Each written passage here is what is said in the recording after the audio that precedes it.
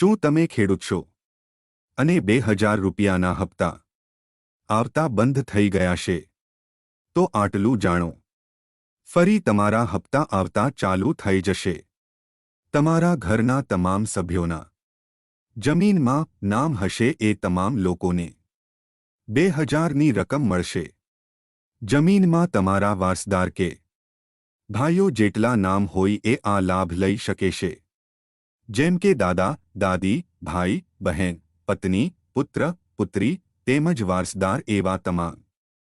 પ્રધાનમંત્રી કિસાન સન્માન નિધિ યોજના હેઠળ વર્ષમાં 3 હપ્તા 2000ના એમ કુલ મળીને 6000 રકમ વર્ષ દરમિયાન જમીન ખાતેદારને સીધા એમના બેંક એકાઉન્ટમાં આપવામાં આવે છે.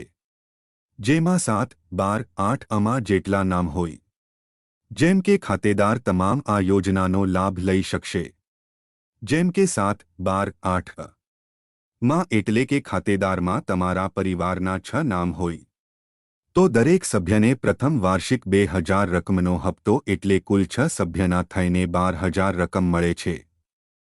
આખા વર્ષ દરમિયાન કુલ પરિવારને 36000 રકમ મળવાપાત્ર છે. આ સુવિધા પ્રધાનમંત્રી કિસાન સન્માન નિધિ યોજના તરફથી દરેક ખેડૂતને મળે છે. જો તમને પહેલા આ યોજનાનો લાભ મળતો હતો એટલે કે તમારા બેંક ખાતામાં 2000નો હપ્તો આવતો હતો અને એ હવે બંધ થઈ ગયો છે તો આટલું જાણવું જરૂરી રહ્યું કે 1. તમારું KYC થયેલું ખરું હોવું જોઈએ. 2. તમારું લેન્ડ સીડિંગ સ્ટેટસ ખરું હોવું જોઈએ. 3. તમારું બેંક આધાર સીડિંગ ખરું હોવું જોઈએ. ઉપરનું આપેલ ત્રણેય સ્ટેટ્સમાં જો કોઈ એકમાં ખોટાનું આ પ્રમાણે નિશાન બતાવે તો તમારા 2000ના હપ્તા આવતા બંધ થયેલ છે. જેમના માટે તમારે PM કિસાન સન્માન નિધિ યોજનાની વેબસાઇટ પર જઈ જાતે પણ ચેક કરીને જાણી શકો છો. આ વેબસાઇટ પર જઈ તમે ચેક કરી શકો છો. https://mkisan.gov.in તેમજ નીચે બાયોમાં લિંક આપેલ છે. તમારા મોબાઈલમાં વેબસાઇટ ઓપન કરતા કંઈક આ મુજબ ખુલશે. જેમાં આ ત્રીજા ઓપ્શનમાં નો યોર સ્ટેટસમાં જવાનું.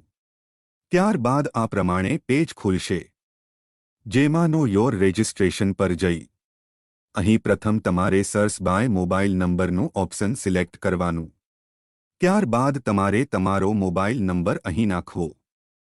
જે તમે પહેલા ફોર્મ ભરેલ હોય ત્યારે આપેલ હોય તે. ત્યારબાદ તમારે આ કેપ્ચા કોડ અહીં નાખો અને OTP પર ક્લિક કરો. તમારા મોબાઈલ નંબર પર એક 4 અંકનો OTP આવશે. ત્યારબાદ આ પ્રમાણે એક PM કિસાન રજિસ્ટર નંબર દેખાશે જે કોપી કરો અથવા લખી લો. ત્યારબાદ ફરી બેંક બટન દબાવી બેક જતું રહેવું. ત્યારબાદ ફરી આ પ્રમાણે પેજ ખુલશે જેમાં તમારે PM કિસાન રજિસ્ટ્રેશન નંબર નોંધેલ એ અહીં દાખલ કરો અને નીચે આપેલ OTP બટન પર ક્લિક કરો. ત્યારબાદ તમારામાં એક OTP આવશે.